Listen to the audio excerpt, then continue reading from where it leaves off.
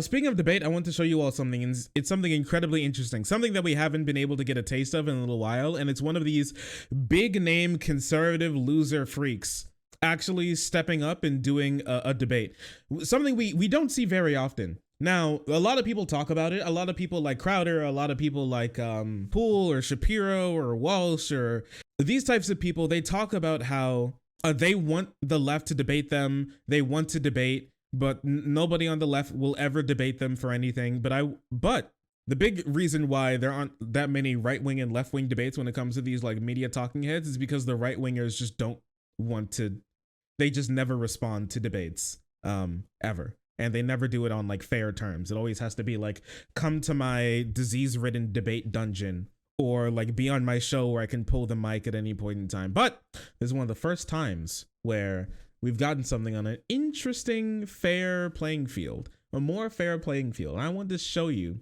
what actually happened because I think you all will like it. This is Dennis Prager versus Ana Kasparian of TYT. We ache to have them on our shows. We ache to debate them, but they won't debate us and they won't come on our shows and they won't have us on their shows. I have offered tens of thousands of dollars to any left-wing columnist on the New York Times to debate me anywhere they want. They could choose the moderator. They could choose the audience and serious money. Oh man, that boy aching for a fight. Well, why specifically New York Times? Is because they think that the New York Times editors are evil incarnate, lying to the people because they say things that he disagrees with. So instead of debating somebody who debates for like a living or talks to people for a living, he wants to debate random people who write news articles. Joining us now is Dennis Prager, the man you just saw in that video. And Dennis, I guess you could call TYT acetaminophen because we don't want you to ache. We want to make sure we give you an opportunity to feel good by debating someone on the left. Funny, because I was thinking if only you were a New York Times columnist, how much money you'd be making now. Well, I'm a little more honest than a New York Times columnist, so this will be a great conversation. Thank you for doing it. So I wanted to... Thank you for having me. My pleasure. So I wanted to just kind of start off with I guess disagreeing with the notion that the left is afraid to have these kinds of discussions or debates. In fact, you had tweeted that video that we started this conversation with, and there were a lot of responses from prominent individuals on the left. I want to give you a few examples, starting with Vosh, who's a big Twitch streamer. He's got a big YouTube channel as well. He says, "You couldn't be more wrong. I love spirited debate in the free marketplace of ideas." He even provided his email and would love to have that conversation with you. My good friend Ben Burgess also responded. He's a great guy. He says, "Hi, Dennis. I'd be delighted to chat with you either on my show or you could host it through PragerU, or I'm sure Modern Day Debate or some other neutral platform would be happy to host it."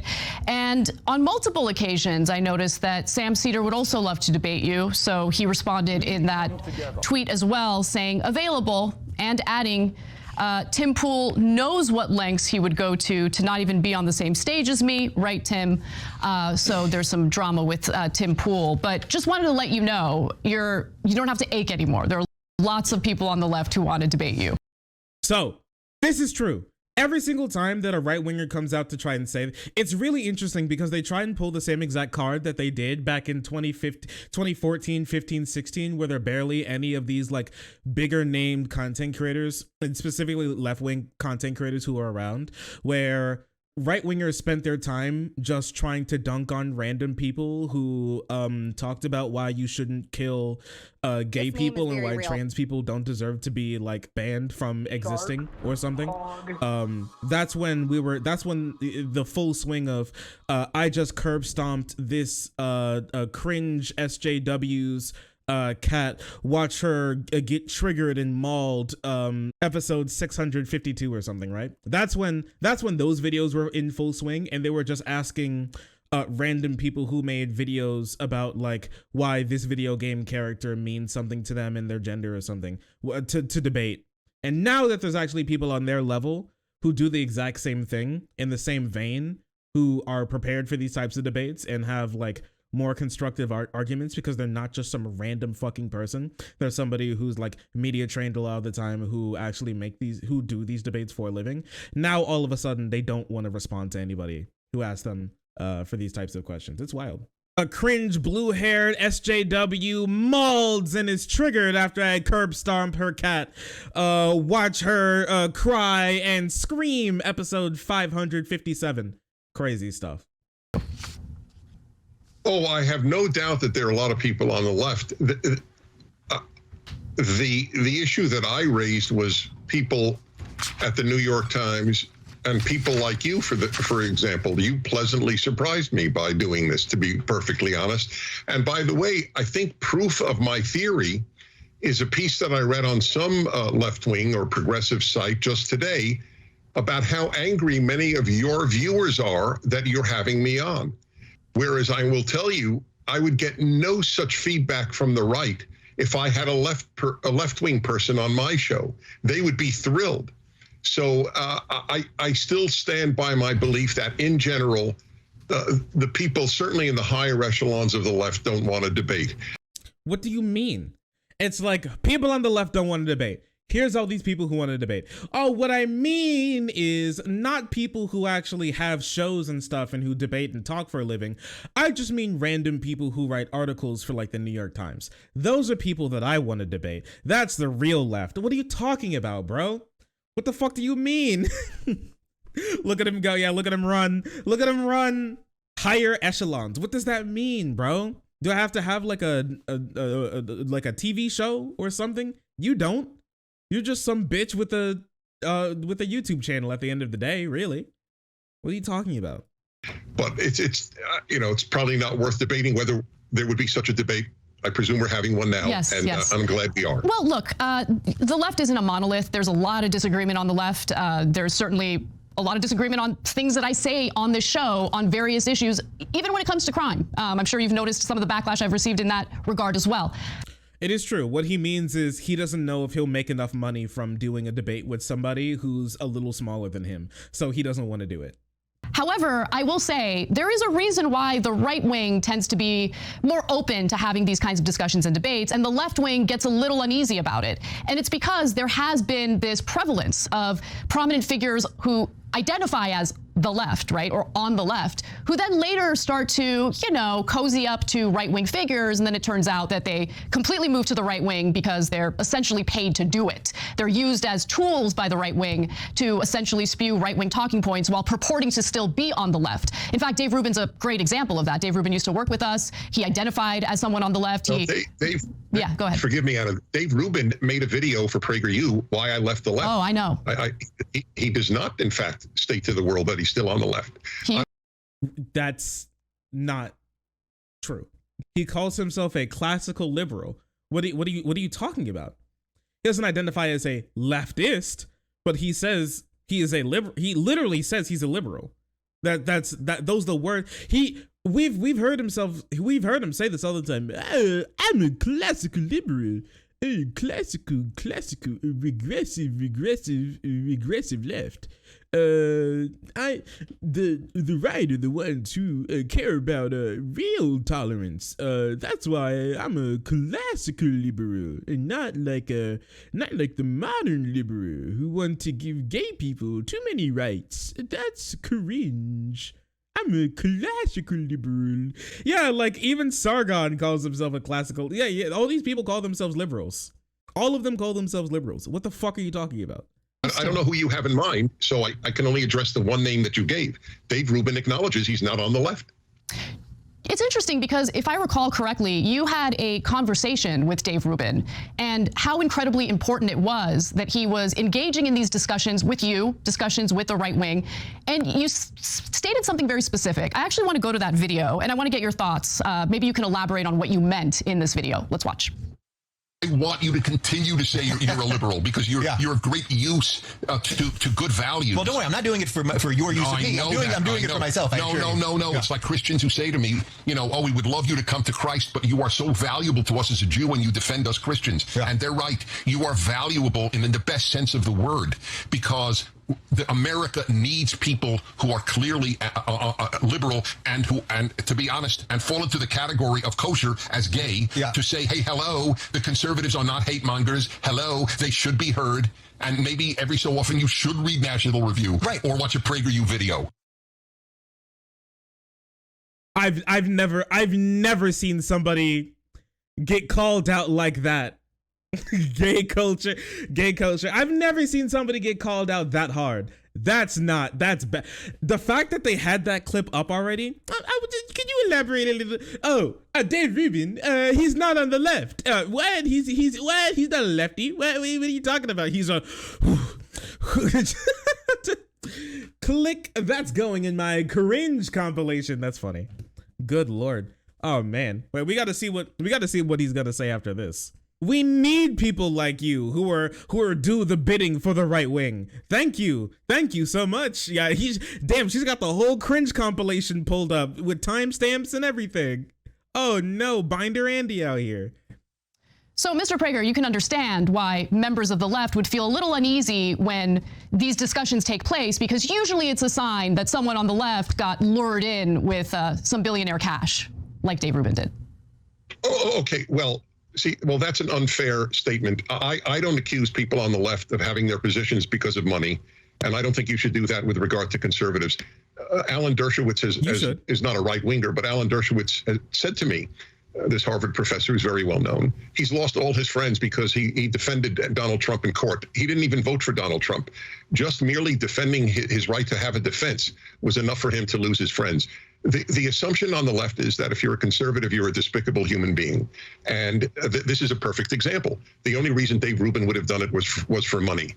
I don't know anybody on my side of the spectrum who holds their positions because of money. There's a hell of a lot more money on the left anyway. Really? If you want to get money, how is PragerU funded? Washington. Oh no, there's a lot more money on. There's so much, dude. You know those communist billionaires out there funding TYT and everything. There's the left wing political apparatus here has so much more money than the right. It's horrible, truly. It's definitely Fox News being the world's largest news program. Listen, what? And being funded by literal billionaires on the board. Come on. Post. How is PragerU funded? Washington Post by people on the internet and by wealthy donors. But PragerU is pittance compared to the money that is available just to BLM. How much money was given to Black Lives Matter by the Ford Not by billionaire donors. They certainly received quite a bit of money from individuals who wanted to donate to that cause. Okay. But if you think there's a lot of money on the left, I mean, you would be mistaken. But I do want to move off this because there are actual topics, issues that are worth discussing. The richest zip codes vote Democrat. Mm-hmm. The wealth today in America is disproportionately on behalf of Democrats on the left wing. That's either a fact. Okay, wait, pause. The richest zip codes can be anywhere. There can be rich zip codes, but if you're talking about just like individuals, a lot of them donate to some left wing causes, and I wouldn't consider a lot of them to be lefties. Especially, you can just look at fucking Joe Manchin. Okay, you can be like a West Virginia oil tycoon and vote for Joe Manchin. All right, but I don't think this is really like a big left wing cause or something. This is just not true. Biden's voters are less wealthy than Trump voters. That's factually true. Zip codes don't mean that much here. A lot of the money from big corporations don't go to the Democrats in BLM. It goes to conservatives. You can just look at Disney. Disney, for one example. Disney put DeSantis in the governorship of Florida. Disney also gave a lot of money to Kemp to put him in the governorship for Georgia as well. A lot of their money goes to conservatives. Home Depot, another like group that gave millions of dollars to Trump's campaign. There are so many, and these are only the ones that I know off the top of my head. There's so many more. They give a lot of money to right-wing causes. It's just not true. Does your wage predict your vote? Yes, it does. But the factors that predict our wages predicts our votes even better. We give a little lookie, a tiny lookie here. 50% of the votes, over like 54% of the votes for Romney were $200,000, and like 43% for Obama were the same amount. Wow, wild. Less than $25,000, like 62% of Democrats' votes came from people who make less than $25,000. Damn, that's crazy. Man, that's wild. Or not, anybody could look it up. There's a difference between voters in wealthy parts of the country and who ends up serving as donors, both for politicians, corporate politicians, of course, and for right-wing media. If you think left-wing media has major billionaire donors, again, you'd sadly be mistaken. But the information regarding PragerU, which, by the way, you're listed as an organization that's tax exempt, correct? And you're not supposed to be talking about political issues. But last time I checked, PragerU talks about a lot of political issues. Well, then you haven't checked in a long time. For example, we never did a single video on Donald Trump. And that's not exactly political. We just did we put out a video a week. What does that mean? Wait a second. Who's this guy? Who's this guy with that red hat? Who's that? Who's that guy? Can somebody please inform me who this like red hat guy is? No, the white shirt, suit, America first. What? Who's that guy?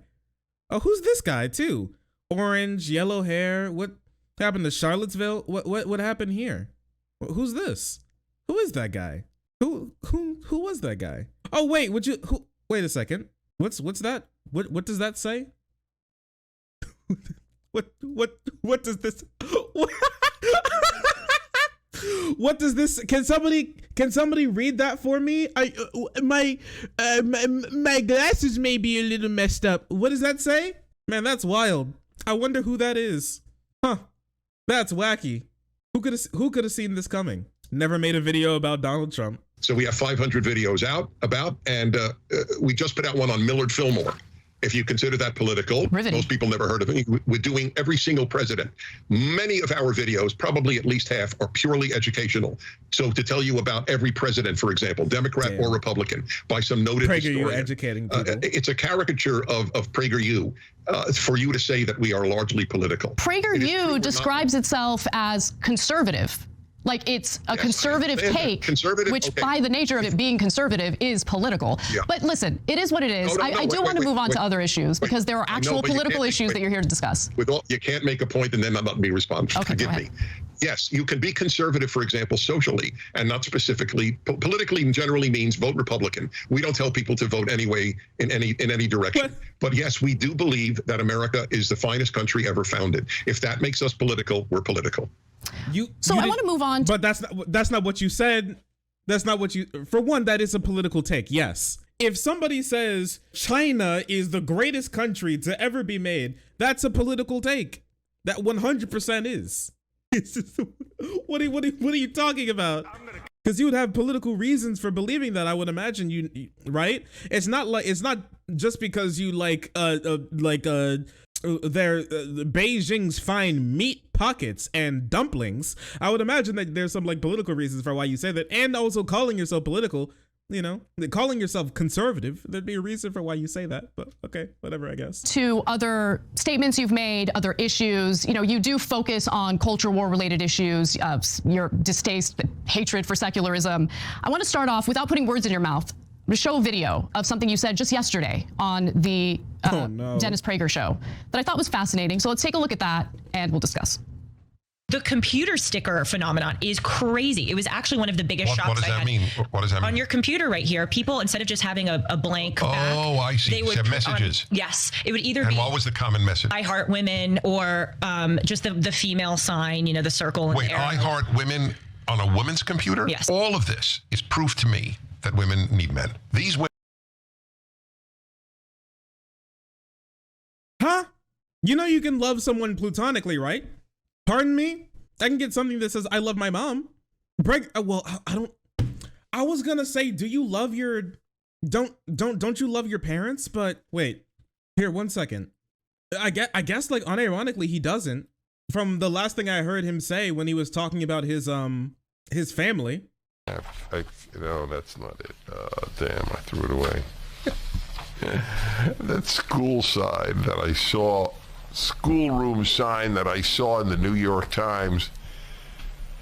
The world is better because you are in it. I don't know what grade it was. I assume something like 5th grade. What a stupid message. Plus, it's not true. What has any 5th grader done to have made the world better because he or she is in it? It said to me, Dennis, the world is better, because pointed out. It's the opposite of the way many of us were raised. If my father had said to me, Dennis, the world is better because you are in it, I would have believed that even though he was never drunk, that he was actually drunk. Genuinely one of the saddest clips I've seen from a conservative in my entire life. I don't know, this part of conservatism, I guess, just seems like it's an entire just political apparatus of suffering and pain. And that's the only it's just cope. Yeah, it's just cope. And men will literally start a conservative political organization instead of going to therapy. What's happening? Self-worth? Cringe. Don't kill yourself? Cringe. Women are manless. They may have hookups, but they're manless.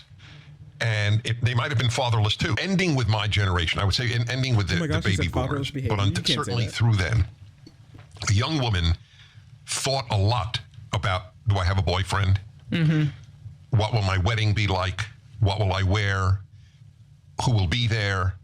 Who will the guy be? That I believe is healthy and normal for a young woman. Mm-hmm. It's a good thing. That has been knocked out by the feminist left. And if you think about it, you're a weak female. What the fuck is happening? Fascinating statements there. You seem to believe that women who love themselves, who love women, who feel confident about being women, tend to be manless and lonely. Do you genuinely think that?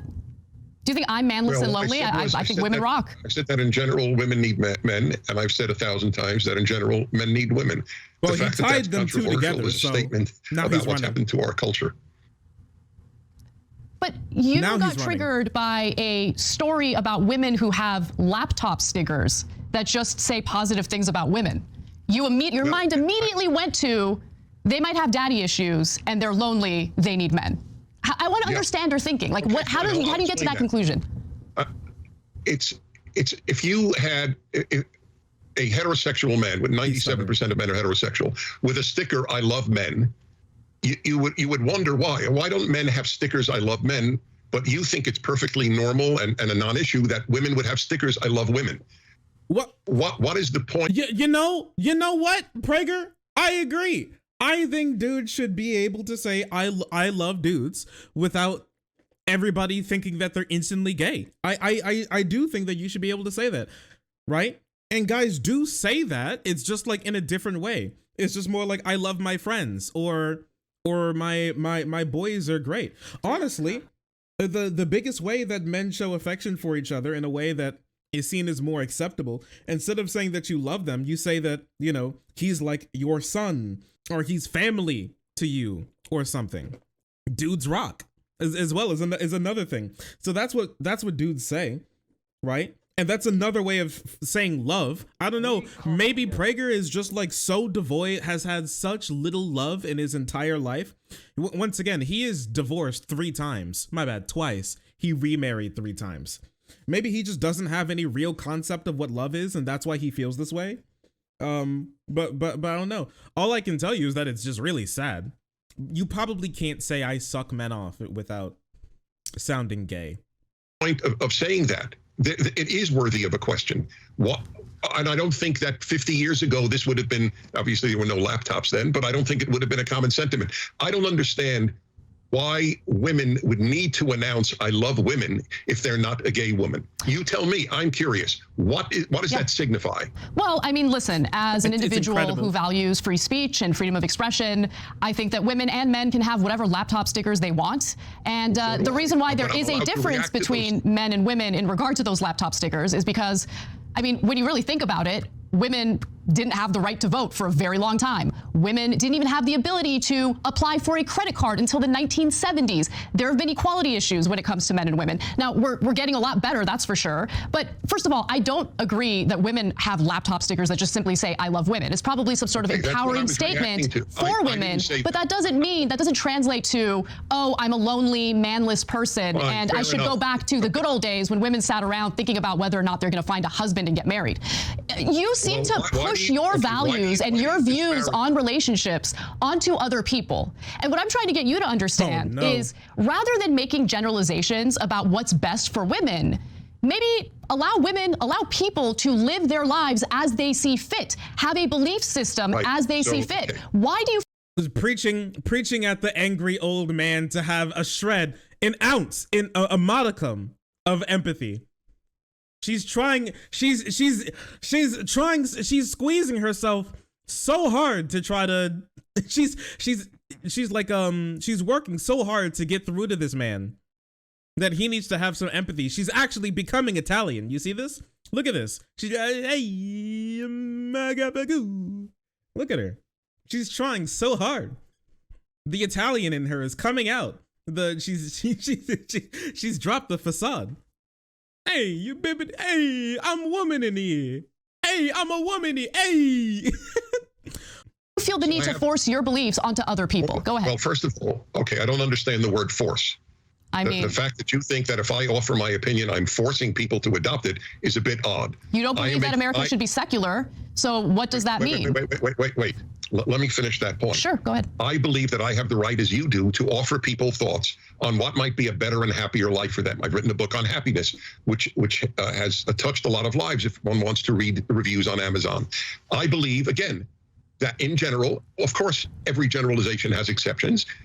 Most women will have a better and happier life with a good man, and most men will have a happier and better life with a good woman. I don't know why that is controversial to state. All I know is that having adopted the view that career is more important than marriage has led to more depressed women than anything that preceded it. There are more young women today depressed than at any time in American history. This is in the New York Times. This is not from a right-wing source. I think feminism has made women more miserable than happy. So I don't know how he's going to substantiate that in any way, shape, or form whatsoever. Because of capitalism, that is true. So true, bestie. Gold star. 5 cents. You get gold star. Good job. This on top of substantiating the force thing. I would say you're forcing and sort of pressuring somebody by saying you are bad for this and you need to do something. You need to fix your life, putting them in the situation where they think they're doing something bad, or they think that they're in a bad situation, they need to move somewhere else. It's a sort of soft, you're applying a sort of soft pressure, and the closer you are to that person and the more you apply that, the stronger the pressure becomes to do something along those lines. So I would say force. Yeah, in some scenarios, absolutely. The force is the correct word, where you are pressuring and forcing something onto somebody and telling them that they need to change. Yes. Sometimes forcing people to do stuff is good. I think forcing people to shit in the toilet in public instead of shitting on the seat or in front of the toilet, that's good.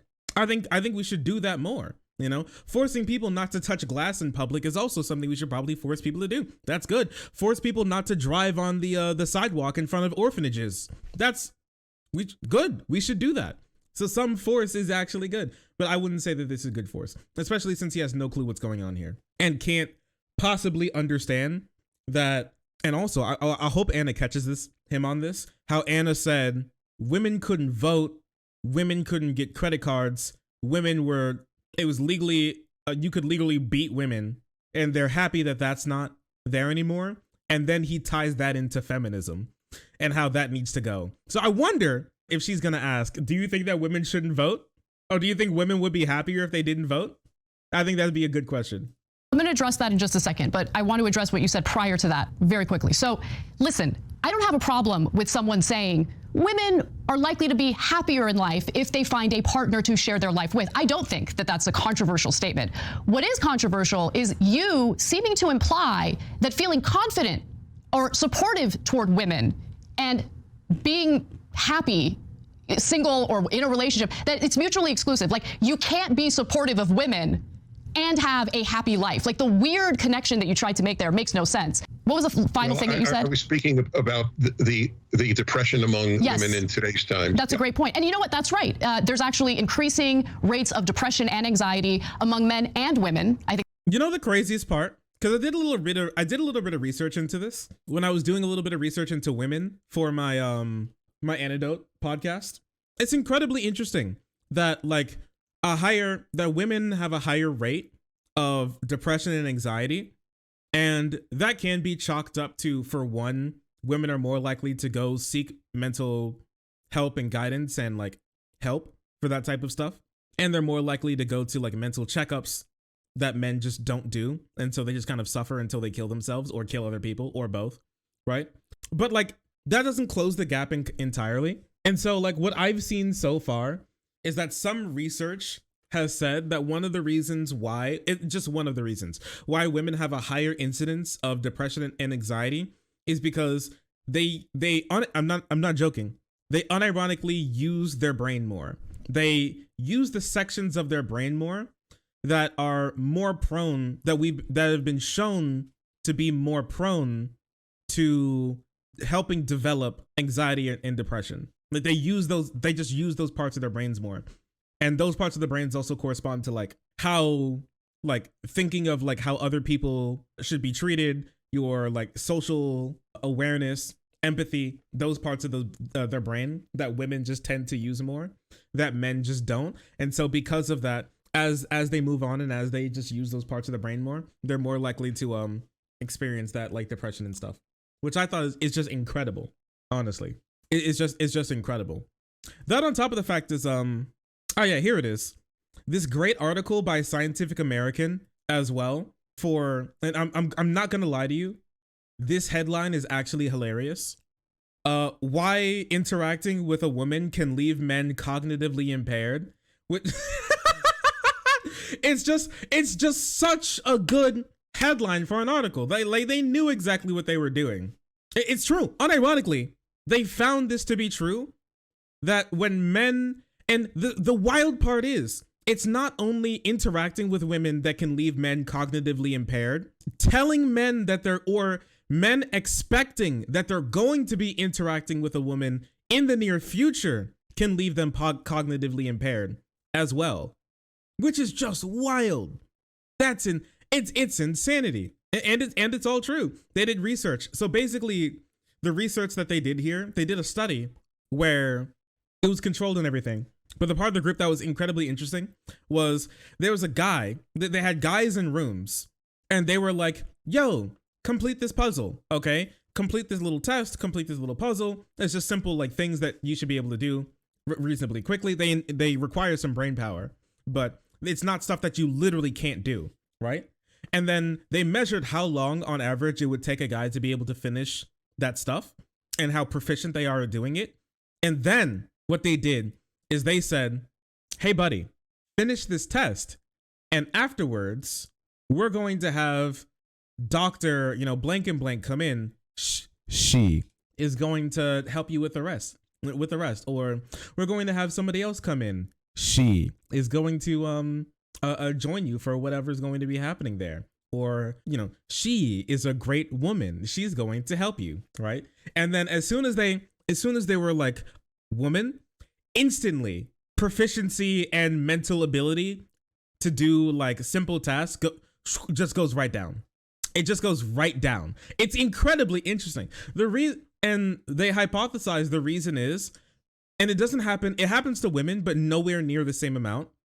The reason is because that they theorized is that guys typically think of individual interactions with women as potentially being like romantic partners, or the first meeting with somebody who has a potential of being like a romantic partner. And so they start like thinking of the way in which they're perceived more and thinking about other things besides like how you're supposed to do the task and things along those lines. And you're pumping a lot of brain power to thinking about how you're going to be viewed by her instead of like the task that you had at hand. They actually found the same exact thing when it came to racist people. So people who they found were racist actually felt the same exact way when they when they put them in the same position as the guy and told them that they were going to be interacting with like a Hispanic or black person or Asian person, where their like mental acuity went down dramatically because they were thinking about how to not come off as racist while they're there and while other people are watching. It was incredibly interesting. I think that's important to point out. And you are concluding that it's because of, I guess, the breakdown of the traditional family, is that people right. who I remain think it's a big single. factor. I think that the belief that many young women have that they if they find a man, that's a great thing, but the thing that will really bring them joy in life is career, has misled massive numbers of women into a less happy life. Career is not as terrific as the feminists portrayed it as being. Mm-hmm. The joy available for most women with a good husband and making a family is incomparably more than from a career. So it's not career will make you happy and not family. It's you should be able to choose between having a family and having a career. And that should be the choice should be up to you, right? That's all on you. You get to choose how that goes. Mostly because it is your life and you get to choose what's going to make you happy. That's just like how it goes. There's a lot of housewives in the 1950s who were doing crack and killing themselves, and there's a lot of women who were having fun in their jobs and having good careers and having friends. But there's things outside of work. It's not there aren't only two options in life, which is devote yourself to work or devote yourself to pumping out children. You know, there's friends, hobbies, you know, other things that aren't just that. Have you considered some of the economic issues within this country that don't really give women a choice as to whether or not they should focus on a career? That's a very real issue. I fully acknowledge that. That if you don't have a career to fall back on and there's a divorce, that you're entirely right. That is not the same thing as saying career is going to give you a great deal of meaning and happiness like a marriage will. You're entirely right. Economically speaking, there is value in having a fallback career. I fully acknowledge that. But I'm going further than that, because the idea that a family can live in a single income household today is laughable. That is incredibly difficult to do. And so while the right wing and you yourself seem to have this idea that, well, you know, women should focus on marriage, they should focus on building a family. First of all, you can't force anyone to do that, right? But let's say you want to encourage women to focus on that. You want to give them the choice, but you want to encourage them. A great way to encourage them is to create an economic system in which people feel comfortable knowing that they can survive on a single income household. I'm talking about when they're married. Okay, both individuals in a marriage have to work in order to be able to pay their rent, pay their mortgage, put food on the table for their children, educate their children. Wages have remained stagnant since the 1970s. Women don't have a choice as to whether or not they can work or whether or not they should just focus on raising children. They don't have the choice. That's the point I'm trying to make. Right, and we differ on that because how the reason that many women, not all, but perhaps most even, are working is not just economic, especially certainly in the upper class, upper middle class, and even part of the middle class. It is because they believe that their self-worth derives more from work than it does from family. If a girl... Hello, do you have a single fact to back that up? Do you have one fact at all to back this up? Anywhere on God's green earth that could substantially, empirically back up the point that women don't go to work because they need a job, because they don't want to be homeless, but because they read a book when they were 5 that told them working is the best thing ever, and that the only thing that they want to do now is work because it's better than having a husband or like even a partner, really. Do not come. Got up in a high school or college class. Let's say a professor or a teacher said, so women, I mean, to the extent that they can now say that, because you can't say boys and girls in many elementary schools, because we're told by your side that sex is not binary. But let's say they say, we'd like the women in this class, please stand up and tell us what your vision for your life is. If a girl got up in a college class and said, you know, to be honest, my greatest hope in life is for a good marriage and to make a family, she would be regarded as almost a freak. Would she? I mean, what is that based on? Yes, what evidence do you have to back that up? Oh no, not this question. Not the what evidence do you have? Yo, have you seen bitches be like, damn, I kind of want to be a housewife? Have you seen that before? I've seen it before. I know women in my life who are like, yo, being a housewife seems kind of pog, actually. And nobody calls them a dumbass freak. People say that you need to get a job, so if things fall out, that you can like stay on your feet. Yeah, there are lots of bitches out there who want to be housewives. That's fine. And they don't get like tarred and feathered outside of the auditorium. Like, that doesn't happen. That's not real, brother. I live in the real world. So do I. Okay, and you believe that if a girl got up and said that, she would be regarded with the same respect as the girl who said, I'd like to be a physicist? Yeah. I believe that most normal people are too busy thinking about how they need to survive and are less concerned about the aspirations of individuals in their classroom.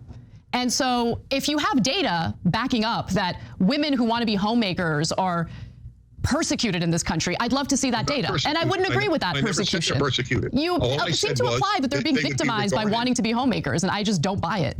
Okay, fine. So good. This is a classic example of what I say on my radio show. I prefer clarity to agreement. You think that a girl who got up in a college class and said, my most fervent dream is to have a happy marriage and a family, will be regarded with the same respect as a girl who said, I would like to be a physician or a physicist? We differ. Perfect.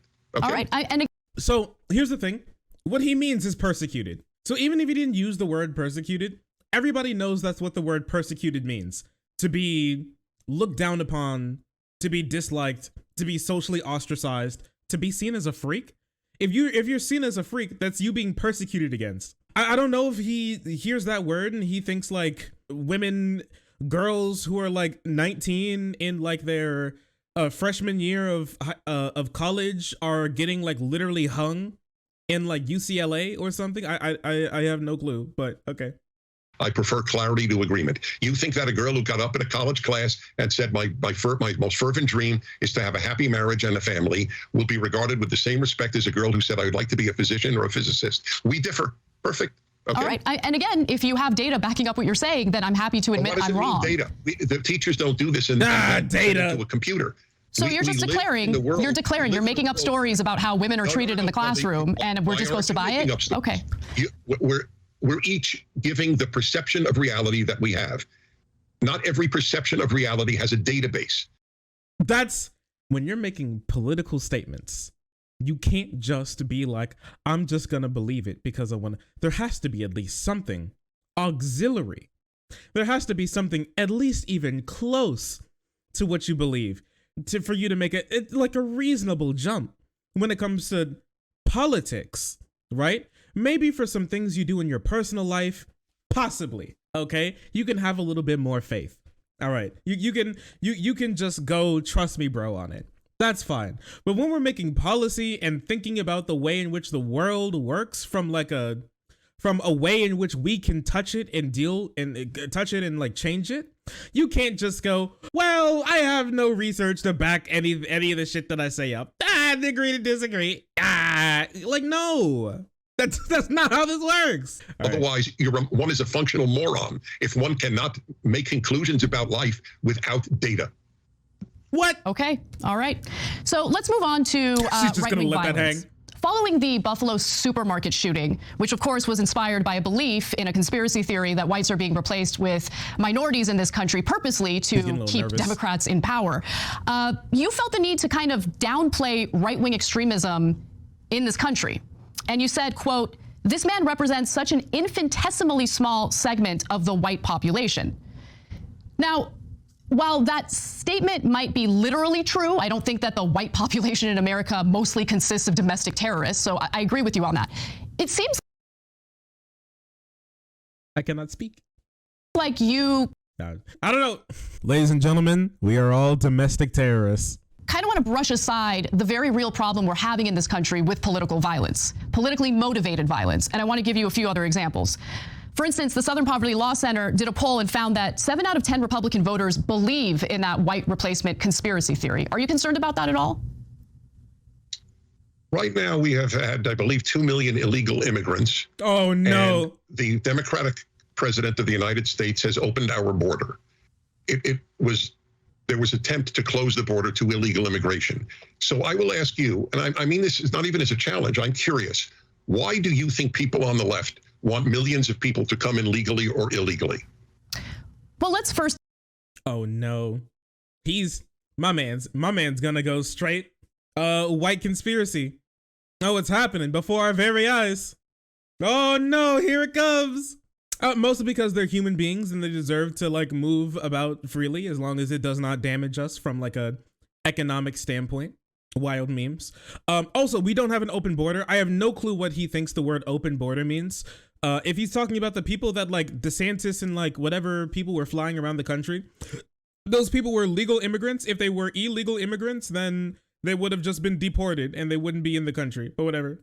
Let's discuss the inaccuracies in your statement. Number one, there are legal means to immigrate into the United States. So, for instance, the asylum seekers who are being used as political. Also, yeah, this part's, as far as I know, this is pretty true too. How like there are border walls in the U.S. already. We already have a bunch of like border walls, and like a lot of that has been constructed, I think, during Obama, right?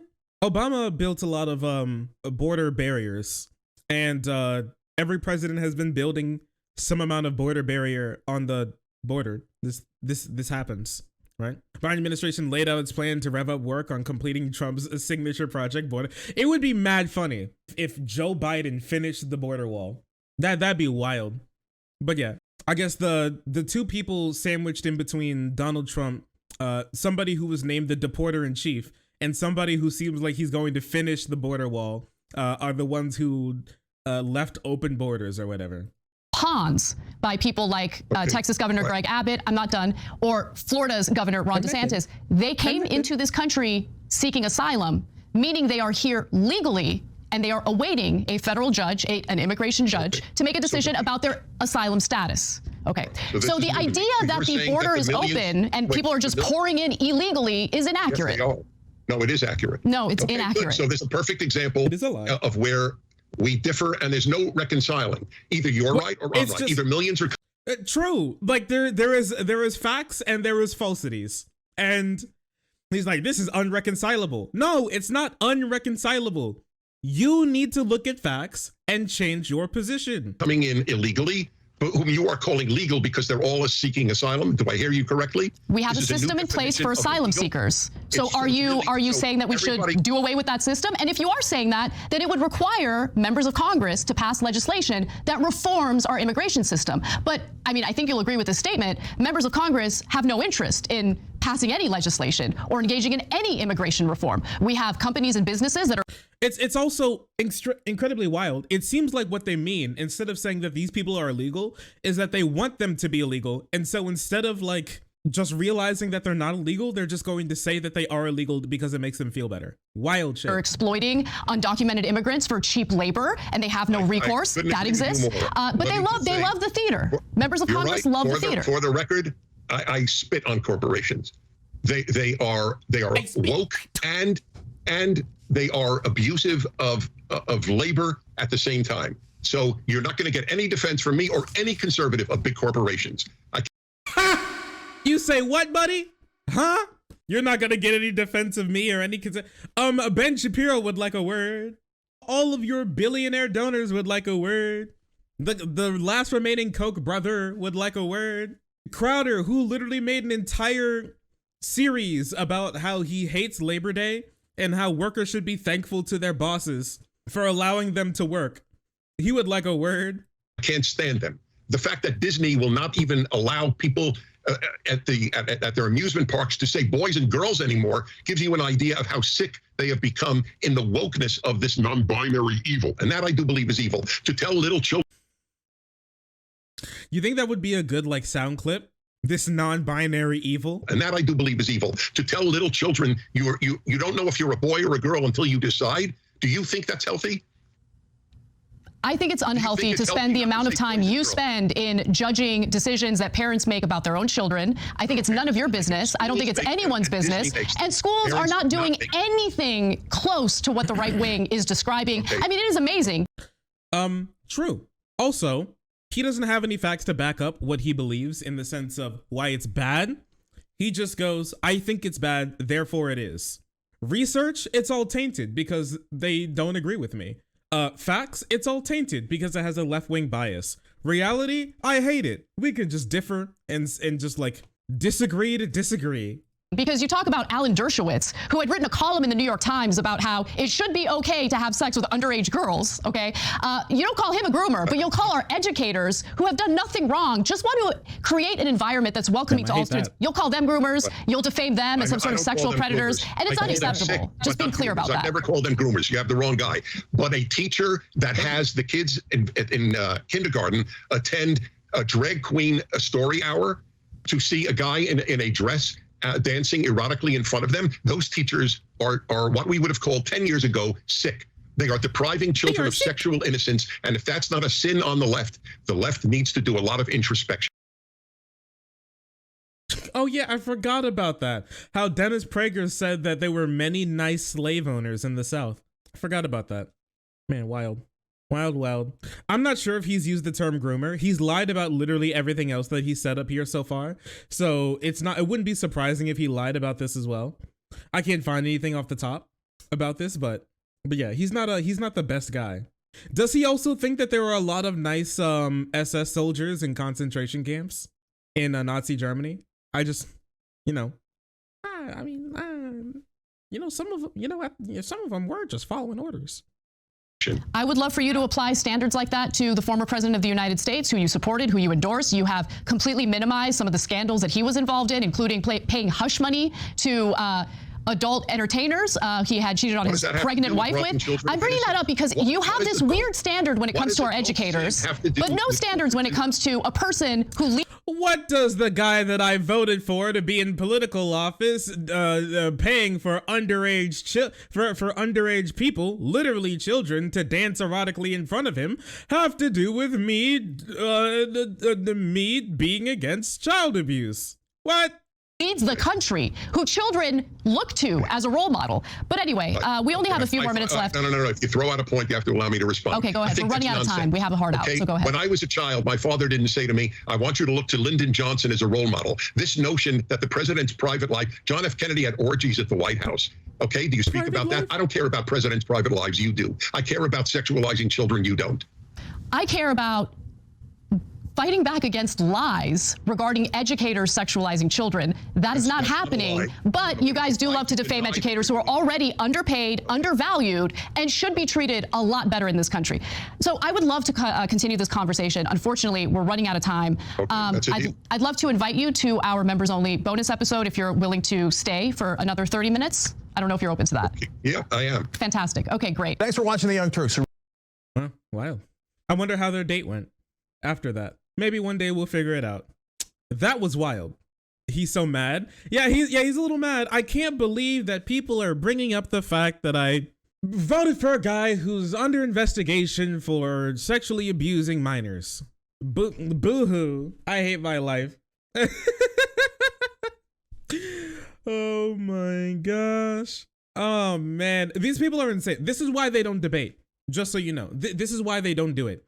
It's why that debate that not even debate, interview that Ben Shapiro had with the BBC way back a couple years ago, where he got so mad that he ran out of the building when he got asked a question that was a little too hard for him, and like Dennis Prager getting his ass beat here are the reasons why they don't do these types of debates. Okay, it's much easier, much more profitable to just lie to people, not say anything, say, oh, facts, cringe, and then leave. It's much easier to say shit like that than actually defend your points and what you actually believe. So I'm not surprised it turned out like this. I'm not surprised that this happened. I don't know what to tell you. It is what it is. They're just liars. They're cowards. They're buffoons. They're idiots. They're bad people. They're just bad people. And they need to be stopped, you know?